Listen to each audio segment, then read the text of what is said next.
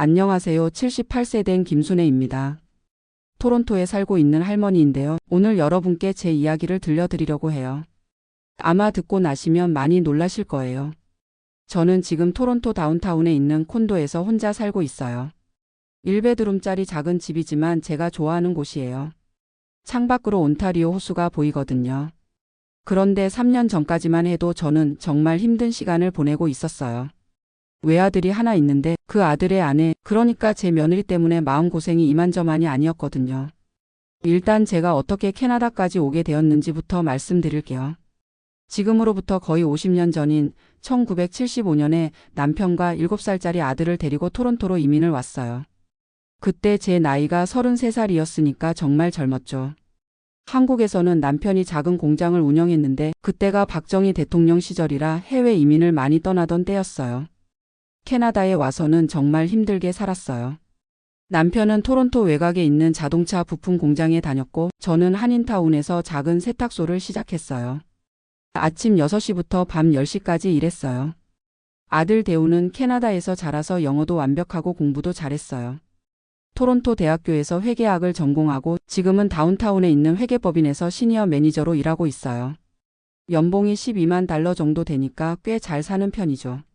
15년 전에 남편이 갑자기 심장마비로 세상을 떠났을 때 아들이 저를 많이 위로해 줬어요. 그때는 정말 착한 아들이라고 생각했거든요. 아들이 결혼한 건 10년 전이에요.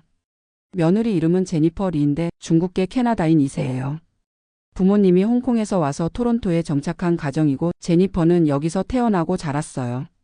간호사로 일하고 있고 연봉이 $8만 정도 돼요. 처음에 만났을 때는 정말 예의 바르고 다정한 아이였어요. 저한테도 할머니 하면서 잘 따랐고 결혼식 때도 한복을 입고 패백도 올렸어요. 그때는 정말 좋은 며느리를 얻었다고 생각했거든요.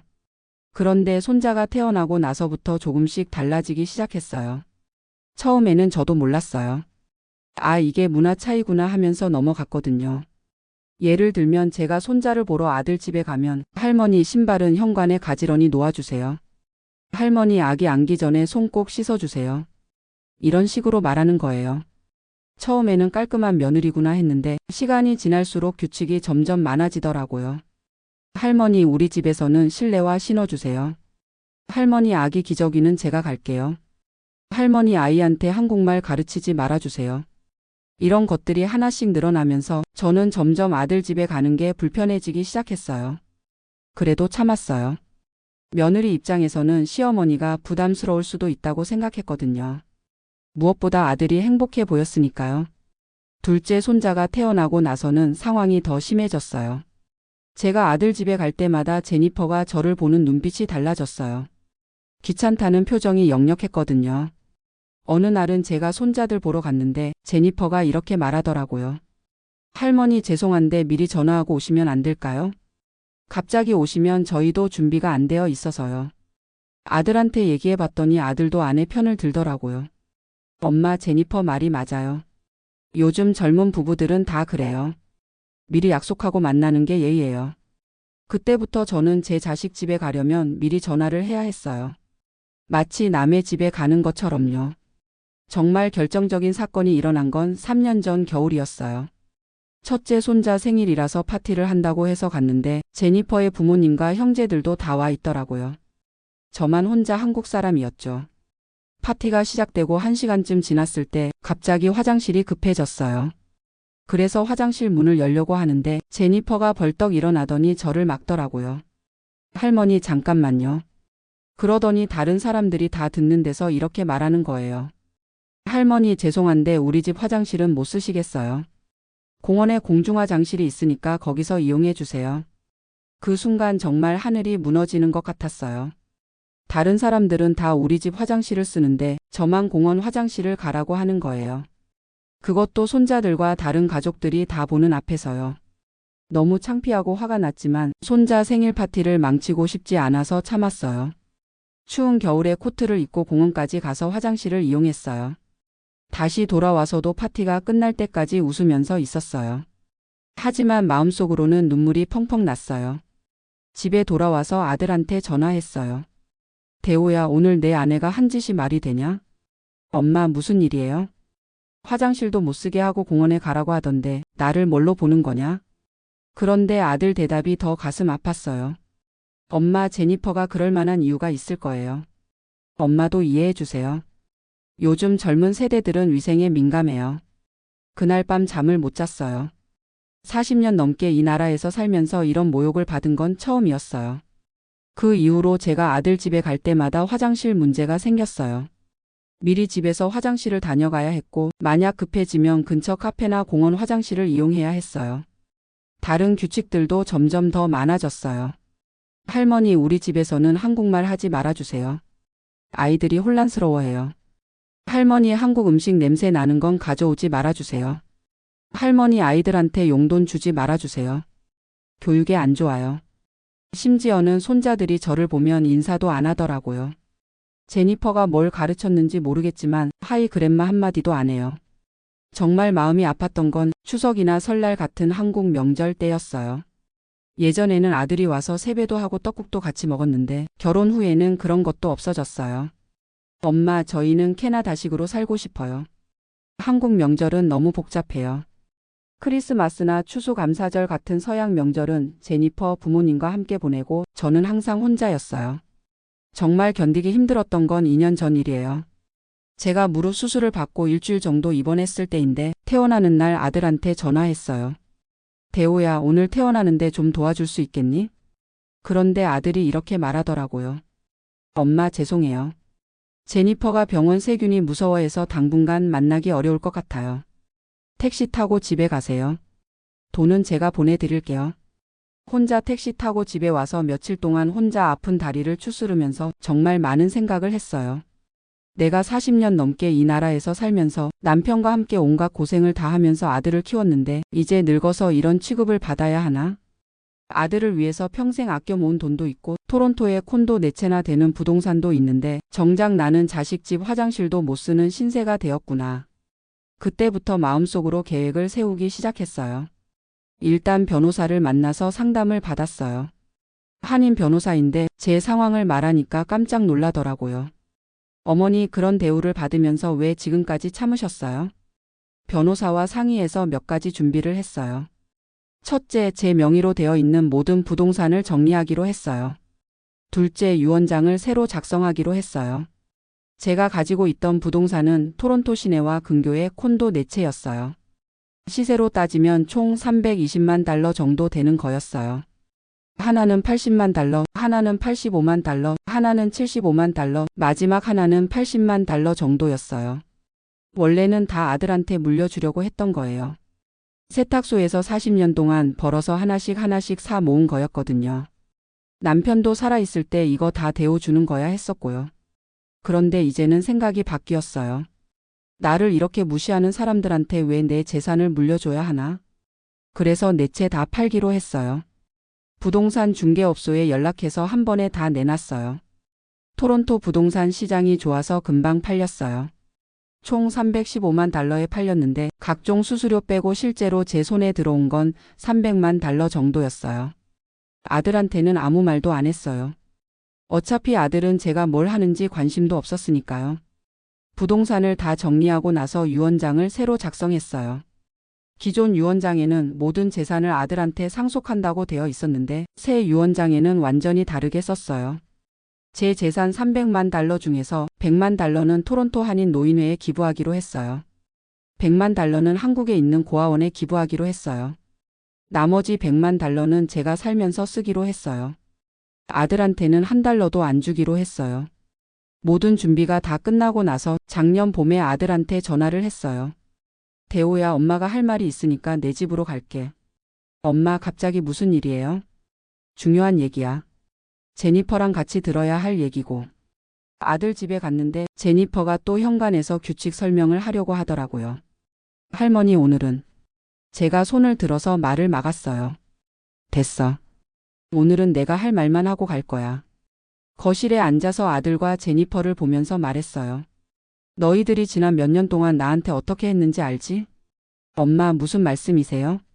화장실도 못 쓰게 하고 한국말도 못하게 하고 손자들도 못 만나게 하고 병원에서 퇴원할 때도 안 도와주고.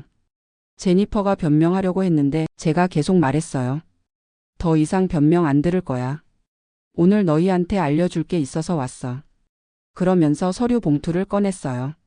내가 가지고 있던 콘도 4채 다 팔았어. 315만 달러에 팔았지. 아들이 깜짝 놀라더라고요. 엄마 갑자기 왜 팔았어요?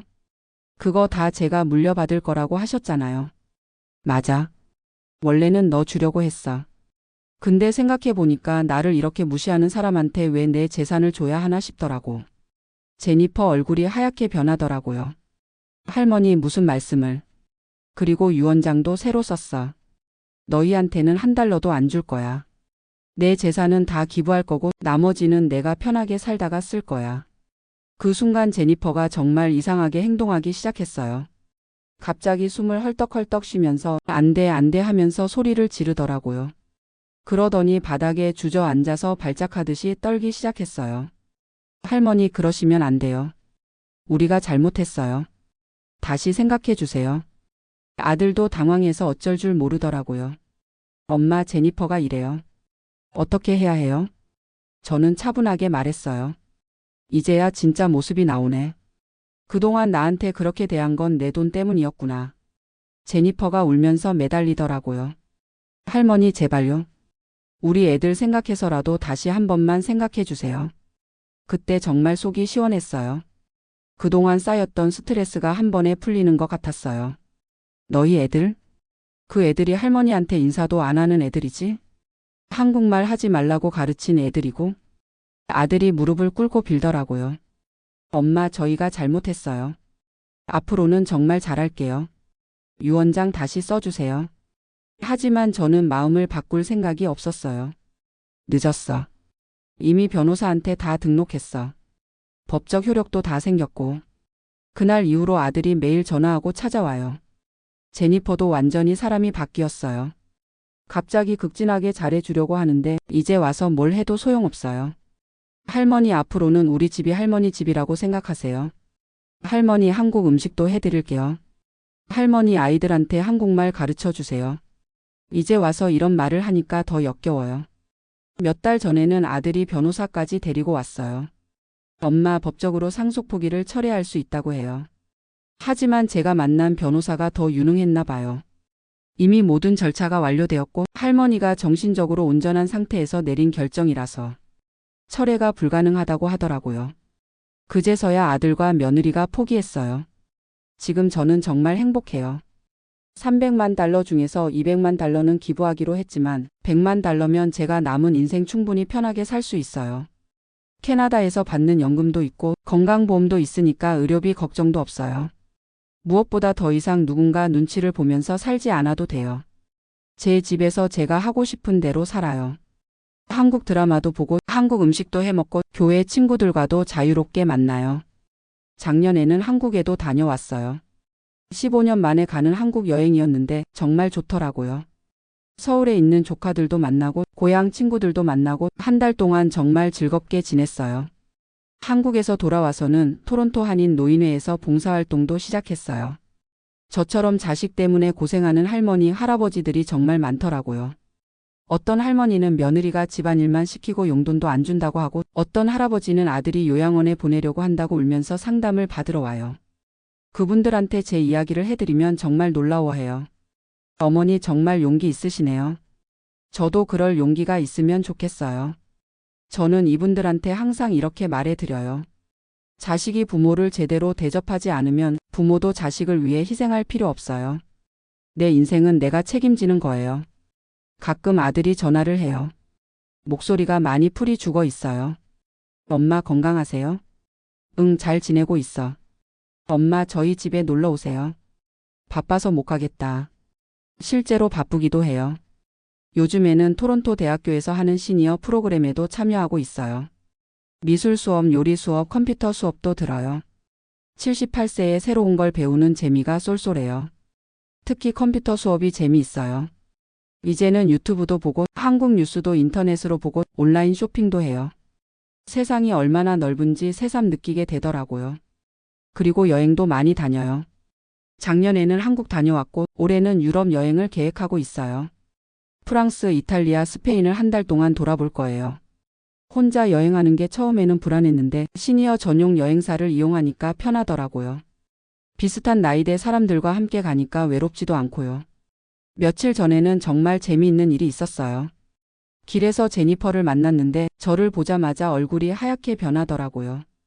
할머니 하면서 달려와서 인사를 하는데 예전에 그 건방진 모습은 온데간데 없고 완전히 굽신거리는 모습이었어요. 할머니 어디 가세요? 쇼핑. 할머니 저희 집에 저녁 드시러 오세요. 바빠서 못 가겠다. 그러면서 제가 입고 있던 옷을 보더라고요. 새로 산 캐시미어 코트였는데 가격표가 $2,000짜리였어요. 제니퍼 눈에서 불이 번쩍 났어요. 아마 저 돈이 원래 우리 돈이었는데 하는 생각을 했을 거예요. 할머니 옷이 정말 예쁘세요. 고마워. 짧게 대답하고 그냥 지나왔어요. 뒤돌아보니까 제니퍼가 그 자리에 멍하니 서 있더라고요. 정말 속이 시원했어요. 요즘 손자들도 가끔 생각나요. 하지만 후회는 안 해요. 그 아이들은 어차피 저를 할머니로 생각하지도 않았으니까요. 한국어로 안녕하세요 한마디도 못하는 아이들이에요. 한국 음식도 냄새 난다고 싫어하고 한국 문화에 대해서는 아무 관심도 없어요. 제니퍼가 그렇게 키웠으니까요. 그런 아이들한테 제 재산을 물려준다고 해서 뭘 하겠어요? 아마 제가 죽으면 한국에서 온 할머니가 돈을 많이 남겼다는 정도로 기억할 거예요. 차라리 정말 도움이 필요한 사람들한테 기부하는 게 더 의미 있다고 생각해요. 한인 노인회에 기부한 $1,000,000로는 독거노인 식사 지원 프로그램을 만들었어요. 매일 10명 정도의 할머니, 할아버지들이 따뜻한 한식을 드실 수 있게 됐어요. 한국 고아원에 기부한 $1,000,000로는 새 건물을 지었다고 하더라고요. 100명 정도의 아이들이 더 좋은 환경에서 지낼 수 있게 됐어요.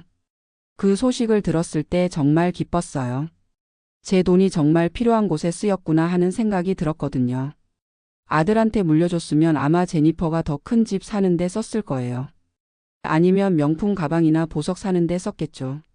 지금 남은 $1,000,000로 저는 정말 하고 싶었던 것들을 하면서 살고 있어요. 새 콘도로 이사도 했어요. 온타리오 호수가 보이는 29층짜리 콘도인데 투베드룸에 이화장실이에요. 월세가 $3,500지만 제가 충분히 감당할 수 있어요. 특히 화장실이 2개라는 게 좋아요. 이제는 아무도 제가 화장실 쓰는 걸 막을 수 없거든요. 제 집에 제 화장실이니까요. 거실에는 큰 소파도 새로 샀고 침실에는 킹사이즈 침대도 샀어요. 주방에는 최신형 냉장고와 오븐도 들여놨고요.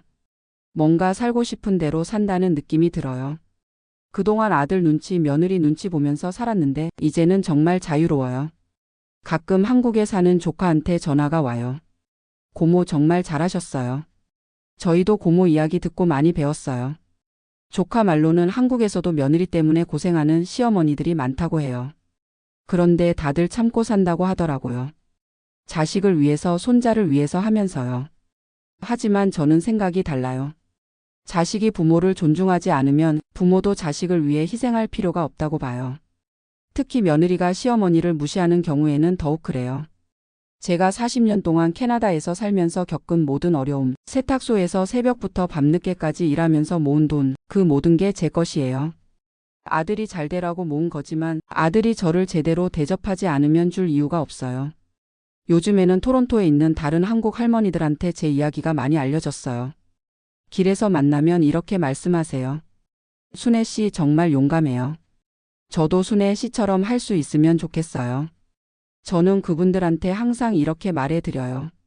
나이 들어서도 존중받으며 살 권리가 있어요. 자식이라고 해서 부모를 함부로 대해도 되는 건 아니에요. 물론 모든 자식이 제 아들 같지는 않을 거예요. 착한 자식들도 많겠죠. 하지만 만약 여러분 중에 저처럼 자식 때문에 고생하시는 분이 있다면 참지만 마세요. 부모에게도 존엄성이 있어요. 나이가 들었다고 해서 무시당하며 살 필요는 없어요. 저는 지금 78세지만 매일매일이 즐거워요. 아침에 일어나면 오늘은 뭘 할까? 하는 설렘이 있어요. 친구들과 점심 약속도 있고 새로 배우는 수업도 있고 읽고 싶은 책도 있어요. 며칠 전에는 토론토에 새로 생긴 한국 레스토랑에 갔는데 정말 맛있더라고요. 갈비찜이 한국에서 먹던 맛이랑 똑같았어요. 혼자 가서 갈비찜 한 인분 시켜서 천천히 먹으면서 아, 이런 게 행복이구나 했어요. 예전에는 아들 집에 가면 제니퍼가 한국 음식 냄새 난다고 해서 한국 음식도 마음 편히 못 먹었거든요. 이제는 하루에 3끼 다 한국 음식 먹어도 누가 뭐라고 할 사람이 없어요. 지난주에는 토론토 한인회에서 주관하는 가을 등산 행사에도 참여했어요. 알곤킨 공원으로 단풍 구경을 갔는데 정말 아름다웠어요. 70대, 80대 할머니, 할아버지들 20명 정도가 함께 갔는데 다들 정말 즐거워 하시더라고요. 그분들과 이야기를 나누면서 알게 된 건데 다들 비슷한 고민이 있더라고요. 자식들이 바쁘다고 만나주지 않는다거나, 며느리가 차갑게 대한다거나, 손자들이 할머니, 할아버지를 무시한다거나, 그런 이야기를 들으면서 생각했어요. 왜 우리가 이런 대우를 받으면서도 참고 살아야 할까? 우리도 존중받으며 살 권리가 있는데. 그래서 요즘에는 그런 분들한테 용기를 주려고 노력해요. 참지만 마세요. 당당하게 사세요. 여러분이 키운 자식들이에요. 그 자식들이 여러분을 무시한다면 여러분도 그 자식들을 위해 희생할 필요 없어요. 물론 쉽지 않죠. 저도 처음에는 정말 힘들었어요. 아들을 버린다는 생각에 마음이 아팠거든요. 하지만 지금 생각해보면 제가 아들을 버린 게 아니라 아들이 저를 먼저 버린 거였어요. 며느리 말에 휘둘려서 어머니를 무시하기 시작한 게 아들이었으니까요. 그 이후로 1년 반이 지났는데 아들은 아직도 제게 연락을 해요. 하지만 예전과는 완전히 다른 톤이에요. 비굴하게 구걸하는 톤이에요. 엄마, 저희가 정말 잘못했어요. 엄마, 다시 한 번만 기회를 주세요. 엄마, 제니퍼가 많이 반성하고 있어요. 하지만 저는 이미 마음을 정했어요. 너무 늦었어요. 그동안 저를 무시하고 모욕했던 그 시간들은 돌아오지 않아요. 제가 혼자 울면서 보낸 그 밤들도 돌아오지 않고요. 무엇보다 제가 지금 이렇게 행복하게 살고 있는데 왜 다시 그런 스트레스를 받으면서 살아야 해요? 며칠 전에 아들이 손자들을 데리고 찾아왔어요. 2년 만에 보는 손자들이었어요. 많이 컸더라고요. 큰 손자가 어색하게 말하더라고요. 하이 그랜마. 작은 손자도 따라서 하이 그랜마 했어요. 그 모습을 보니까 좀 마음이 아프기도 했어요. 하지만 이미 늦었어요. 이 아이들은 저를 진짜 할머니로 생각하지 않아요. 그냥 아빠가 시켜서 인사하는 거죠. 아들이 애써 밝은 목소리로 말했어요. 엄마, 애들이 할머니 보고 싶어 했어요. 그래? 엄마, 애들한테 한국어 좀 가르쳐 주세요. 그때 정말 웃음이 나왔어요. 예전에는 한국어 가르치지 말라고 했으면서 이제 와서 한국어 가르쳐 달라고 하네요. 늦었어. 이제 관심 없어. 아들 얼굴이 굳어지더라고요. 엄마, 너희들이 원하는 대로 키워. 나는 상관없어. 그날 이후로는 아들도 연락을 잘 안 해요. 아마 포기한 것 같아요.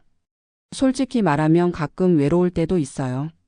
특히 명절 때나 생일 때요. 혼자 떡국을 끓여 먹으면서 예전에는 아들이랑 같이 먹었는데 하는 생각이 들거든요. 하지만 그럴 때마다 다시 생각해요.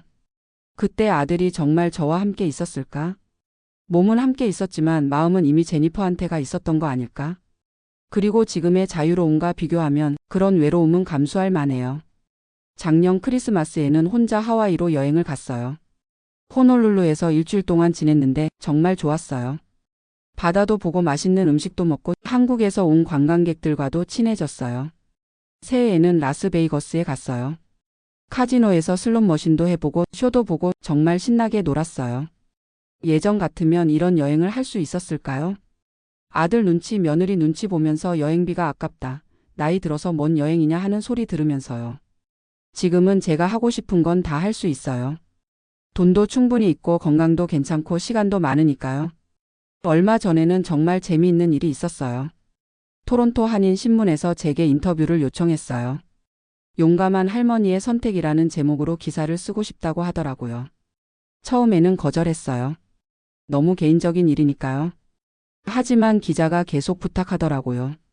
많은 분들이 힘을 얻으실 거예요. 그래서 인터뷰를 했는데 기사가 나간 후에 정말 많은 분들이 연락을 주셨어요. 대부분 저와 비슷한 상황의 할머니들이었어요. 저도 며느리 때문에 고생하고 있는데 용기를 얻었어요. 순애 씨처럼 당당하게 살고 싶어요.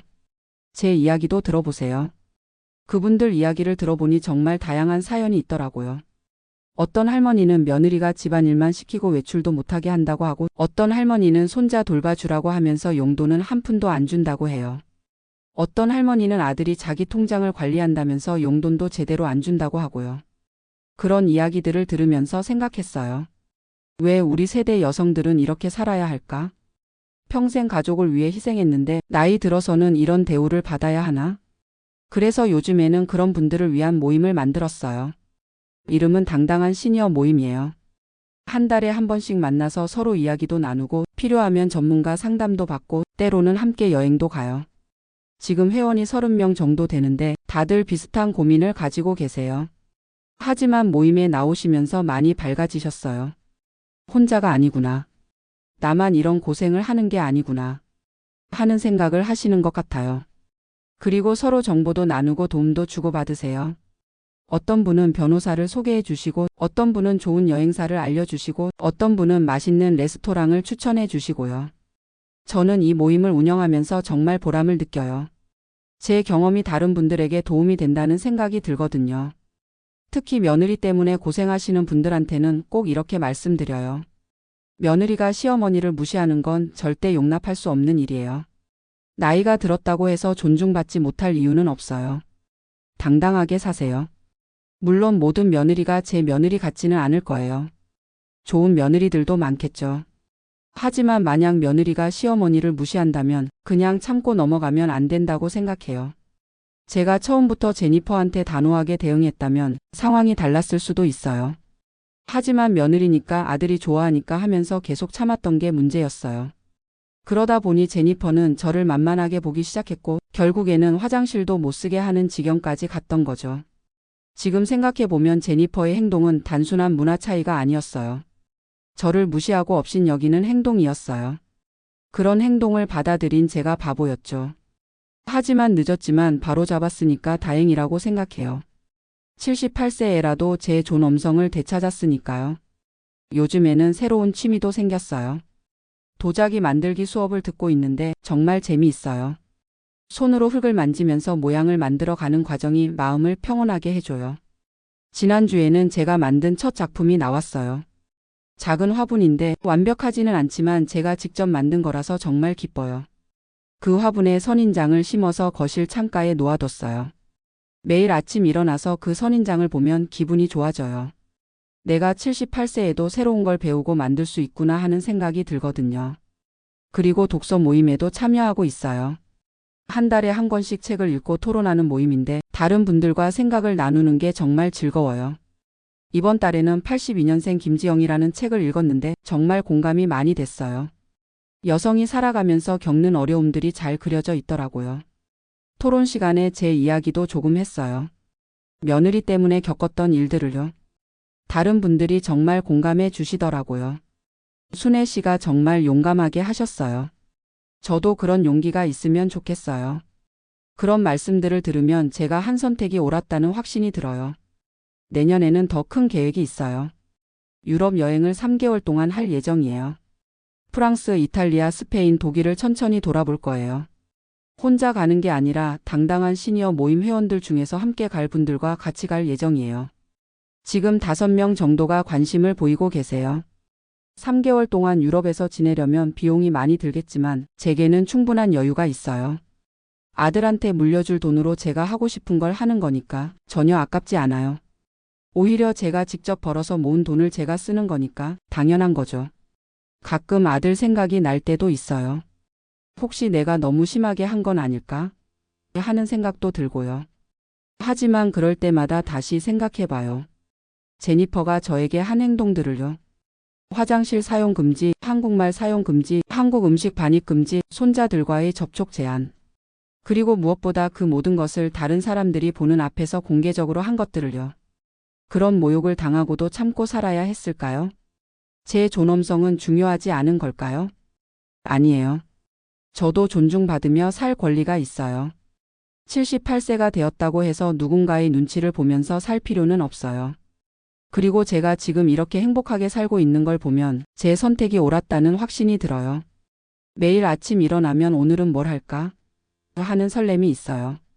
스트레스 받을 일도 없고 누구 눈치 볼 필요도 없고 제가 하고 싶은 대로 살 수 있어요. 이런 게 진짜 자유가 아닐까요? 이런 게 진짜 행복이 아닐까요? 며칠 전에 교회에서 만난 할머니가 이런 말씀을 하시더라고요. 순애 씨 요즘 정말 밝아 보이세요. 얼굴에서 빛이 나요. 정말 그런 것 같아요. 스트레스가 없으니까 몸도 건강해지고 마음도 편해지고 자연스럽게 얼굴도 밝아진 것 같아요. 예전에는 아들 집에 가기 전에 항상 위가 아팠어요. 오늘은 또 무슨 규칙이 생겼을까? 제니퍼가 또 뭐라고 할까? 이런 생각들 때문에 스트레스를 받았거든요. 지금은 그런 스트레스가 전혀 없어요. 아침에 일어나서 커피 한 잔 마시면서 온타리오 호수를 바라보는 시간이 정말 평화로워요. 요즘에는 새로운 친구들도 많이 생겼어요. 도자기 수업에서 만난 할머니, 독서 모임에서 만난 할아버지, 당당한 시니어 모임 회원들. 이분들과 함께 보내는 시간이 정말 즐거워요. 서로의 인생 이야기도 나누고 함께 여행도 가고 맛있는 레스토랑도 같이 가고. 특히 지난달에 나이아가라 폭포로 당일치기 여행을 갔을 때가 기억에 남아요. 10명 정도가 함께 갔는데 다들 70대, 80대 할머니, 할아버지들이었어요. 폭포를 보면서 한 할아버지가 이렇게 말씀하시더라고요. 이 나이에도 이렇게 아름다운 걸 볼 수 있다니 감사하네요. 정말 그랬어요. 나이가 들었다고 해서 아름다운 것을 감상할 수 없는 건 아니잖아요. 오히려 젊을 때보다 더 깊이 느낄 수 있는 것 같아요. 그날 폭포 앞에서 다 같이 사진도 찍었는데 모든 분들 얼굴이 정말 밝더라고요. 각자 나름의 인생 고생은 있으셨겠지만 그 순간만큼은 정말 행복해 보이셨어요. 저도 그 사진을 볼 때마다 생각해요. 내가 이렇게 웃을 수 있구나. 예전에는 진심으로 웃는 일이 별로 없었거든요. 항상 뭔가 걱정이 있었어요. 아들 걱정, 며느리 눈치, 손자들 문제. 지금은 그런 걱정들에서 해방되었어요. 제 인생은 제가 책임지는 거니까요. 얼마 전에는 정말 감동적인 일이 있었어요. 제가 기부한 한국고아원에서 편지가 왔어요. 아이들이 직접 쓴 감사 편지였어요. 할머니 덕분에 새 집에서 살게 되었어요. 할머니 고마워요. 할머니 건강하세요. 이런 예쁜 글씨로 쓴 편지들을 보면서 정말 많이 울었어요. 제 돈이 정말 필요한 곳에 쓰였다는 생각이 들었거든요. 만약 아들한테 물려줬다면 제니퍼가 더 비싼 핸드백을 사거나 더 큰 집으로 이사하는 데 썼을 거예요. 그런 것보다 이렇게 아이들에게 도움이 되는 게 훨씬 의미 있다고 생각해요. 토론토 한인 노인회에서도 연락이 와요. 제가 기부한 돈으로 시작한 무료 급식 프로그램이 정말 잘 되고 있다고 해요. 매일 10명 정도의 독거노인 분들이 따뜻한 식사를 드신다고 하더라고요. 그 중에는 저처럼 자식 때문에 외로워하시는 분들도 많다고 해요. 그분들이 모여서 함께 식사하면서 서로 위로도 받고 힘도 얻는다고 하니까 정말 뿌듯해요. 가끔 그 급식소에도 가봐요. 제가 기부자라는 걸 밝히지는 않지만 그냥 자원봉사 할머니로 가서 도와드려요. 설거지도 하고 테이블도 닦고 어르신들과 대화도 나누고. 그런 시간들이 정말 보람 있어요. 어떤 할아버지는 저한테 이런 말씀을 하시더라고요. 젊은 할머니 고마워요. 요즘 젊은 사람들은 우리 같은 늙은이들 거들떠보지도 않는데 이렇게 도와주시니까 정말 고마워요. 그 말을 들으면서 생각했어요. 나도 누군가에게는 도움이 되는 사람이구나. 나도 여전히 쓸모 있는 사람이구나. 아들과 며느리한테는 쓸모없는 존재였지만 이곳에서는 제가 필요한 사람이에요. 이런 느낌이 정말 좋아요. 지난주에는 토론토 대학교에서 하는 시니어 강좌에서 특별한 수업이 있었어요. 노년기의 새로운 시작이라는 주제였는데 70대, 80대의 새로운 일을 시작한 사람들의 이야기를 들었어요. 어떤 할아버지는 75세에 그림을 시작해서 화가가 되셨고 어떤 할머니는 80세에 요가를 시작해서 요가 강사가 되셨대요. 그 이야기들을 들으면서 정말 감동받았어요. 나이는 숫자에 불과하다는 말이 정말 맞는 것 같아요. 저도 새로운 도전을 해보고 싶어졌어요. 아직 구체적으로 정하지는 못했지만 뭔가 의미 있는 일을 하고 싶어요. 어쩌면 제 경험을 바탕으로 책을 써볼 수도 있을 것 같아요. 78세 할머니의 용감한 선택 같은 제목으로요. 비슷한 상황에 있는 다른 시니어분들에게 용기를 줄 수 있을 것 같아요. 나이가 들어도 당당하게 살 수 있다는 메시지를 전하고 싶어요. 실제로 몇몇 출판사에서 관심을 보이고 있어요. 한인신문에 나온 기사를 보고 연락이 왔거든요. 처음에는 내가 무슨 책을 써? 했는데 생각해보니까 제 인생도 나름대로 드라마틱하고 교훈적인 부분이 있는 것 같아요. 1975년에 33세의 나이로 캐나다에 이민 와서 남편과 함께 40년 동안 힘들게 일하면서 재산을 모았고 아들을 훌륭하게 키웠지만 결국에는 며느리의 무시와 모욕을 견디다 못해 과감하게 모든 것을 정리하고 새로운 인생을 시작한 이야기. 이런 이야기가 다른 분들에게 용기를 줄 수 있다면 책을 써보는 것도 나쁘지 않을 것 같아요. 요즘에는 컴퓨터도 잘 다루게 되어서 타이핑도 할 수 있어요.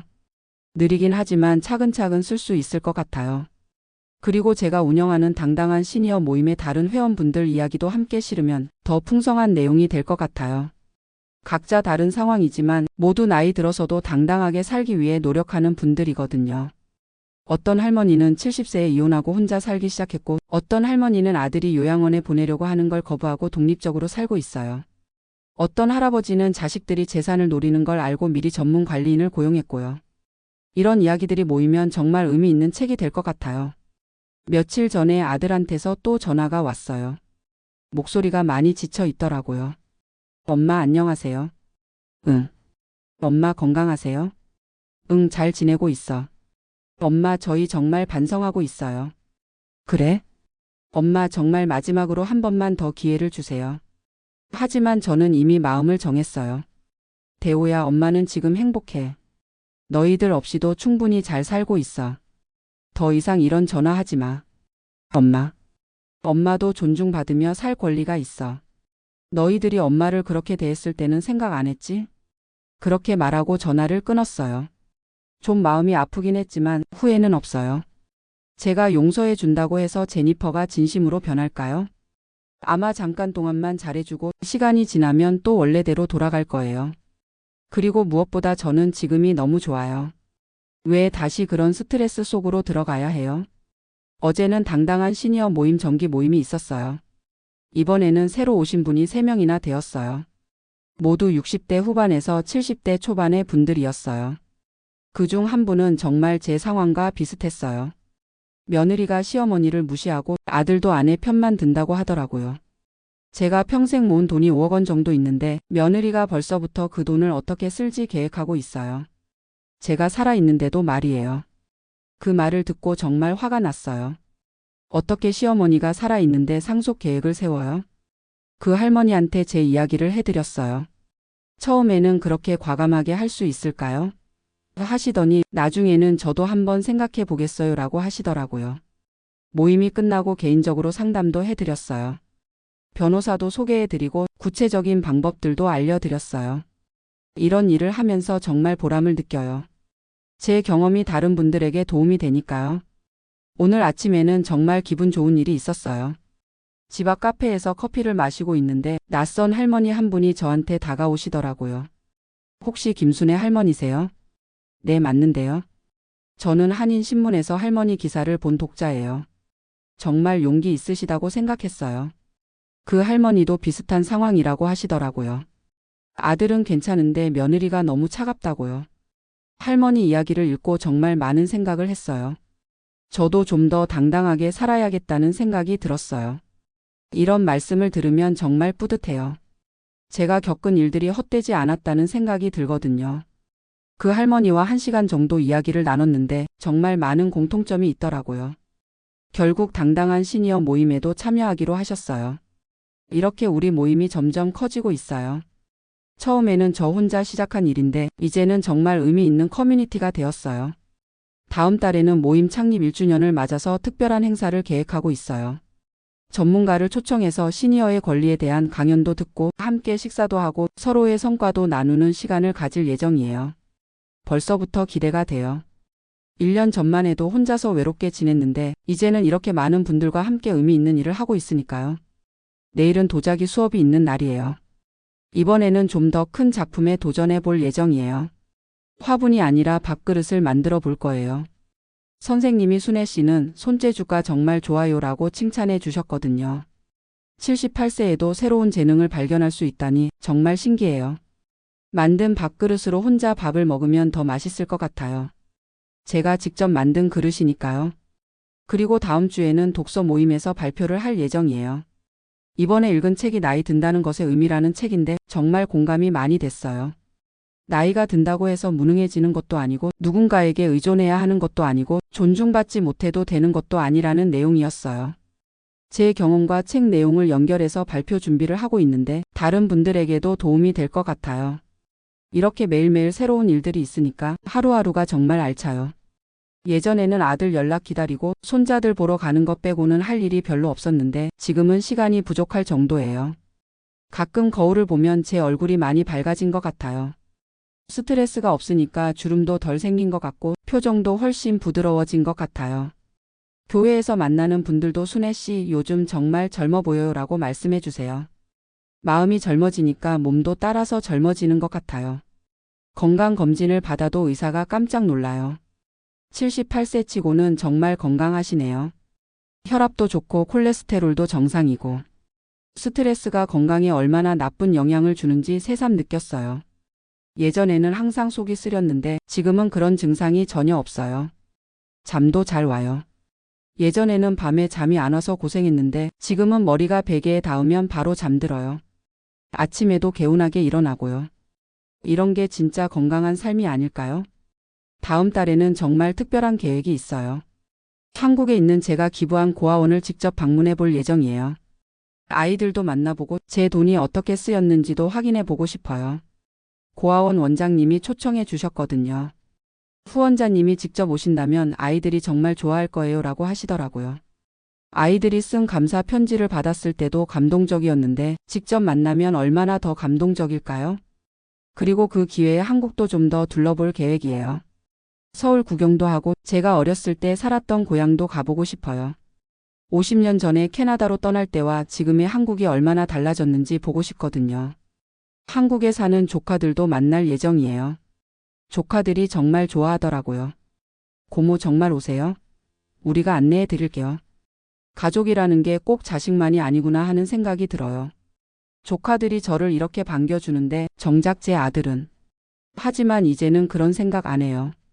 아들은 아들 인생이 있고 저는 제 인생이 있는 거니까요. 제가 지금 이렇게 행복하게 살고 있으니까 그걸로 충분해요. 오늘 저녁에는 당당한 시니어 모임회원 중 한 분과 함께 오페라를 보러 갈 예정이에요. 토론토 오페라 하우스에서 하는 라 트라비아타라는 작품인데 평생 오페라를 제대로 본 적이 없어서 정말 기대돼요. 예전에는 오페라는 너무 어려워하면서 포기했는데 나이가 들수록 새로운 것에 대한 호기심이 더 생기는 것 같아요. 그분도 저와 비슷한 연배인데 남편을 일찍 여의고 혼자 사시는 분이에요. 처음에는 많이 우울해 하셨는데 우리 모임에 나오시면서 많이 밝아지셨어요. 순애 씨 덕분에 새로운 인생을 시작한 것 같아요 라고 말씀해 주시더라고요. 이런 말씀을 들으면 정말 뿌듯해요. 제가 다른 분들에게 좋은 영향을 줄 수 있다는 게 신기하고 감사해요. 78세가 되어서야 이런 경험을 하게 되었지만 늦었다고 생각하지 않아요. 지금이라도 이렇게 의미 있는 일을 할 수 있어서 감사해요. 만약 제가 아들과 며느리 눈치를 보면서 계속 살았다면 이런 경험들을 할 수 있었을까요? 여러분도 당당하게 사세요. 여러분도 행복할 자격이 있어요. 긴 이야기 들어주셔서 감사해요. 여러분 모두 건강하시고 행복하세요.